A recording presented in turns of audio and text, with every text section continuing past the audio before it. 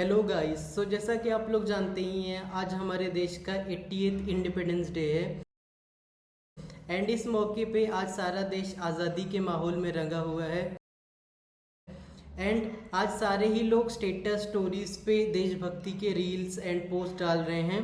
And आज कुछ ऐसे ही post and videos go through करते हुए मेरे मन में अचानक एक सवाल आया कि आज़ादी या इंडिपेंडेंस को लोग किस नज़रिए से देखते हैं। आपको क्या लगता है, आज़ादी या इंडिपेंडेंस होता क्या है? सच कहूँ तो मुझे लगता है कि हमारे देश के ज़्यादातर लोग आज़ादी को बस एक पॉलिटिकल पर्सपेक्टिव से देखते हैं। किसी को लगता है ब्रिटिशर्स के चले जाने से हमें आज़ादी मिल गई, किसी को लगता है हमने हमारी खुद की गवर्नमेंट बना ली तो हमें आज़ादी मिल गई, किसी को लगता है कि आज़ादी तो 2014 के बाद मिली, तो किसी को लगता है कि किसी पर्टिकुलर स्टेट में किसी पर्टिकुलर पार्टी के जीतने या हारने से उन्हें आज़ादी मिली है। बट सच कहूँ तो ये सारे लोग या तो खुद मैनिपुलेटेड हैं या तो आपको मिलके मैनिपुलेट करने की कोशिश कर रहे हैं। बिकॉज आज़ादी या फ्रीडम कभी कोई पॉलिटिकल एस्पेक्ट था ही नहीं। इनफैक्ट ये एक बहुत ही प्रिमिटिव एग्जिस्टेंशियल स्टेट है जो हर एक लिविंग बीइंग डिज़ायर करता है। And this is way beyond the concept of democracy and politics. And अगर किसी को लगता है कि freedom and rights are a byproduct of democracy, then you are completely wrong here. Because democracy was meant as a tool and a system to protect and honor these rights and freedom which are natural states. तो natural या primitive level पे आज़ादी की definition क्या है? क्या अपनी मर्जी से कुछ भी फ्रीली करना आज़ादी है? अगर हाँ, तो फिर तो दुनिया में लोगों को क्राइम करने की भी खुली छूट हो जाएगी।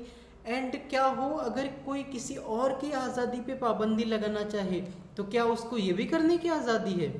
ये सवाल सोक्रेट्स ने 2500 साल पहले ग्रीस में पूछा था। एंड इसका कोई फैक्चुअल कॉन्क्रीट आंसर तो लोगों के पास नहीं था, बट इसके रिगार्डिंग बहुत सारे थेरीज हैं अपने अपने तर्क वितर्क के according. The most widely accepted answer for this is कि आपका फ्रीडम तब तक सही है जब तक उससे किसी और को कोई नुकसान ना पहुंचे। अगर आप अपनी बॉडी अपनी लाइफ के साथ कुछ भी करना चाहते हैं, then you are free to do so, unless आपके एक्शन से किसी और की लाइफ में कोई नेगेटिव इम्पैक्ट ना पड़े। और इसी लॉजिक पे दुनिया भर का सारा लॉ एंड ऑर्डर बेस्ड है ना। इस सेम पॉइंट पे सॉक्रेट्स आगे पूछते हैं कि क्या होगा अगर जिन लोगों को हम लॉ एंड ऑर्डर एनफोर्स करने की जिम्मेदारी दे रहे हैं, अगर वही करप्ट हो जाए और उस पावर का मिसयूज़ करने लगे तो। और यही आज के टाइम हमें दुनिया भर में कई देशों में देखने मिल रहा है, इंक्लूडिंग इवन आवर्स। और वैसे भी सही मायने में देखा जाए तो आज के समय में आज़ाद है ही कौन? कहीं लोग पैसों के पीछे भाग रहे हैं, फिर चाहे उनकी मर्जी हो या ना हो, because the system is design to trap us into that rat race. कहीं पे लोग पेरेंट्स, सोसाइटी और पीयर इन्फ्लुएंस में कुछ ऐसे डिसीजंस ले रहे हैं जो उन्हें पर्सनली पसंद नहीं हैं। कहीं पे लोग रिलेशनशिप्स को प्रिवेंट करने के लिए अपने अगेंस्ट कुछ चॉइसेस कर रहे हैं।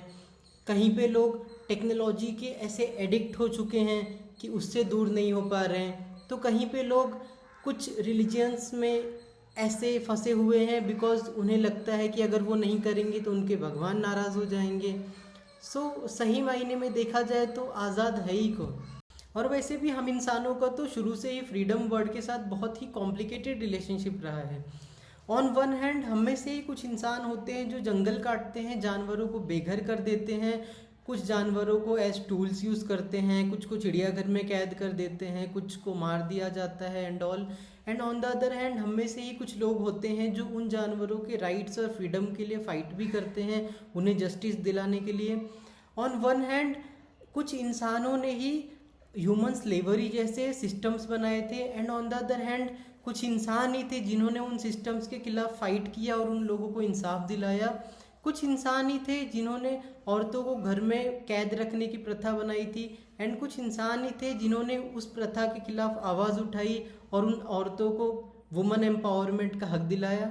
So the only important thing is कि आप फ्रीडम को किस नज़रिए से देखते हैं और आप इनमें से किस साइड में रहना पसंद करेंगे। आपकी राय हमें कमेंट बॉक्स में ज़रूर बताइए। एंड मैं इस वीडियो को एंड करना चाहूँगा bye saying Jai Hind, Vande Mataram and happy Independence Day to all of you.